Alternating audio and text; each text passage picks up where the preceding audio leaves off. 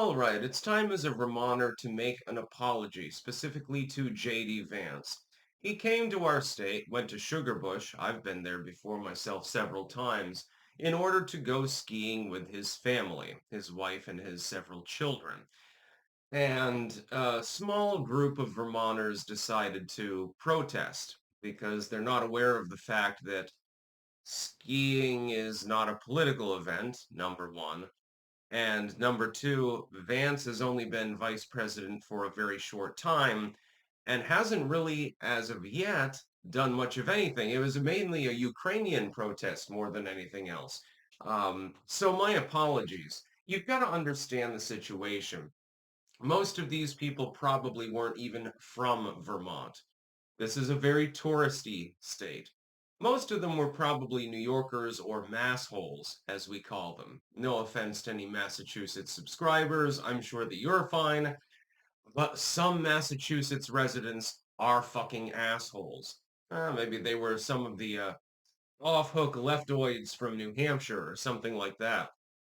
Half of them probably weren't even living in Vermont. The rest of them are from the Champlain Valley. That's probably where you got your protest from. JD Vance goes to ski with his family, and security detail, of course. And he's just looking to relax for a few days because, the stress of that kind of office is considerable. Kamala Harris wouldn't know because she never did anything when she was vice president, but I digress. And several hundred people show up to ramble about Ukraine. Um, Let me ask you a question to the protesters. What nation are you actually in? Is it A, the United States, or B, somewhere else, including Ukraine? I think the answer is A. Last time I checked, we were the United States of America, and we were founded on the concept of not having foreign entanglements. If Donald Trump, for instance, today said, we're just going to abandon Ukraine and you fend for yourselves, it's perfectly fine, go away, I would not have a problem with it. Does not make me pro-Russia. It makes me pro-United States. Let the man take his family out to ski. You're basically being like Maxine Waters. You remember that years ago when she had that screed where she's like, oh, if you see him at the gas station, if you see him at the restaurant, don't give him a moment's peace, basically. But I mean, you've got a decayed mind at that point. You're not allowing a person to enjoy like a restaurant visit with their family or something like that. They're not allowed to eat a meal. They're not, you're not permitting them to spend time with their children.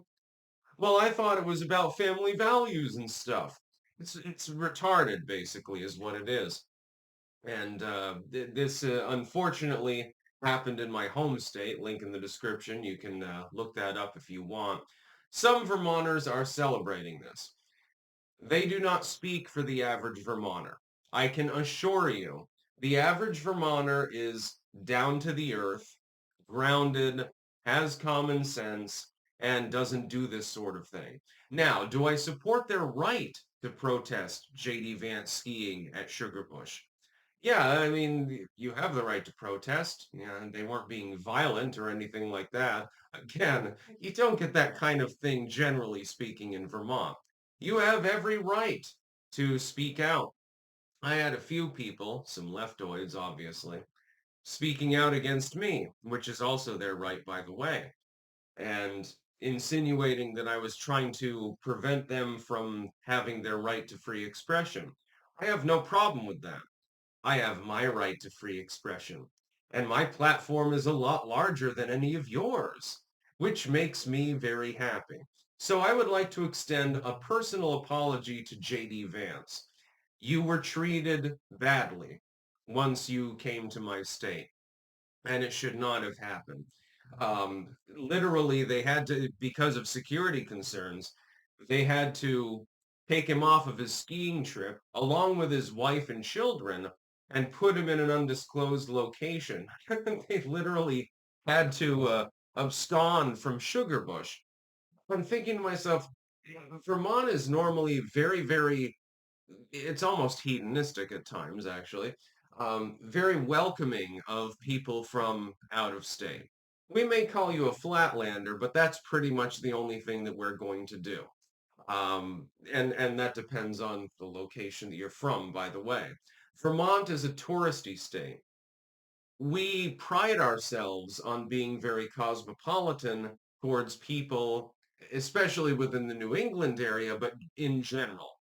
I remember growing up in Woodstock, for example, I saw some Saudi prince probably walking down the street. He had the robe on and everything. I've seen it all. I grew up in Woodstock on the other side, which is even more touristy than where JD Vance is from. Sugarbush is sort of in the margins between the two. Sugarbush, you've got Woodstock, Sugarbush area, and Bridgewater, places outside of Woodstock. Then you've got Killington, and then you come down into Rutland. It's all very touristy. By the way, JD, you should come to Rutland. Go to the farmer's market. I guarantee if you know how to cook at all, you're going to have a real goddamn good time. Um, Vermonters generally are welcoming of outsiders because half the people in the state at any given point in time aren't from the goddamn state. So this is like the core Bernie Sanders crowd. That's all that it is. Don't think that this speaks even for the average Vermont liberal, by the way, because it doesn't. It speaks to a small, extreme class of people who are perpetually offended, who perpetually protest. Once you're gone, once you go back to DC, they'll find something else to bitch about. That's their job. Their job is literally protesting. I'm not joking about this, by the way. This isn't even hyperbole at this point. There are a small number of people in certain blue states who literally exist only to protest and bitch about things. That's their only goal in life. It's the only reason that they goddamn exist.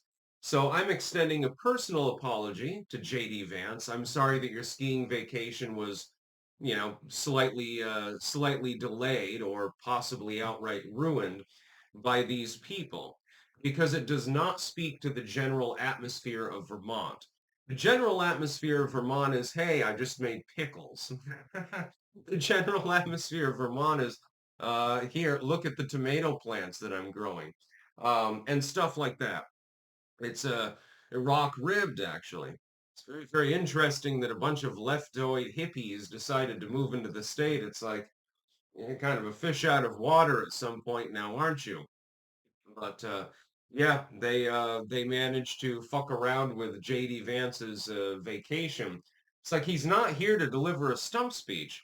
If he were here to deliver a political message, I can understand if you're ideologically opposed, then you protest. If he's there with his goddamn family and he's just goddamn skiing, leave him alone.